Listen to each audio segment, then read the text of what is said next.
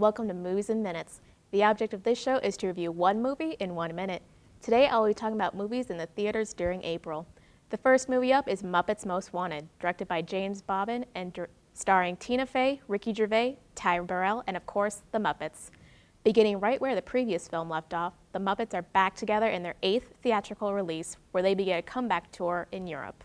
But the evil Constantine, who has replaced Kermit, and his dastardly sidekick are on a crime spree and are framing the Muppets as they go. Meanwhile, Kermit has been thrown into Siberian jail as Constantine. Coming in at number 2 on its opening weekend, it didn't do as well as its predecessor.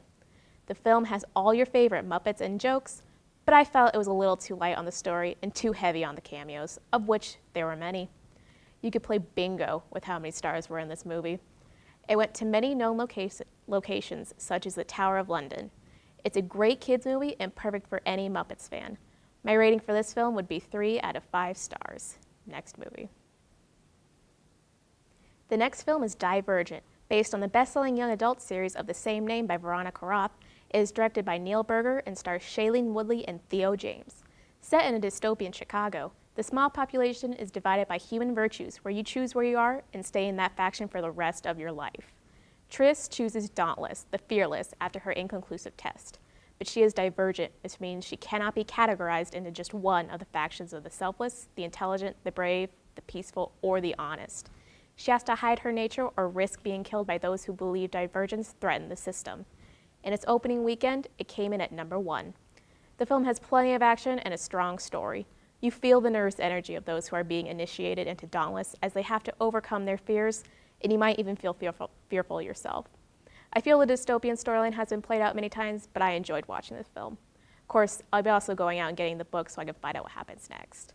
The sequel to this book will also be made into a movie. Next film. This next film was highly anticipated, Captain America: The Winter Soldier. It was directed by siblings Anthony and Joe Russo and starred Chris Evans, Scarlett Johansson, and Sebastian Stan. The third film with Steve Rogers shows him trying to adjust to the modern world while working for S.H.I.E.L.D. But he becomes tangled in a web of intrigue and must battle a new threat from the old world, the Soviet agent known as the Winter Soldier. But the enemy is not always so clear. It debuted at number 1 on its opening weekend, a surprise to no one as Marvel continues one of the most successful franchises in domestic history. It has plenty of action, more hand-to-hand combat than superhero action, and plenty of humor. Though personally, I felt there could have been better one-liners in previous Marvel films. While most people do know these characters, it would have been nice to have some of the smaller characters more fleshed out and explained. Perfect for any superhero fan, combat fan, or anyone who enjoys stories about old wars becoming a part of this new one. Next film.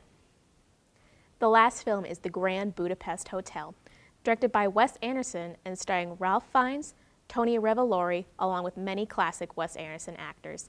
The story is about the adventures of Gustav H., a legendary concierge at a beautiful hotel, and Zero Mustafa, his lobby boy and trusted friend.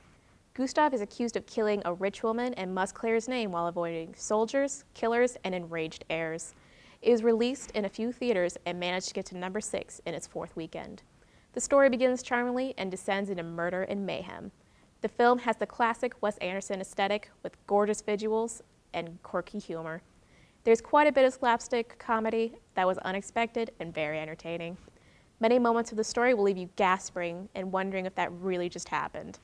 I believe it might be the most violent Wes Anderson film I've ever seen yet, but it may be the most beautiful.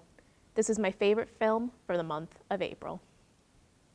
Those were films from the month of April. I'm Emily Moreland, and thanks for watching Movies in Minutes. We'll see you next time.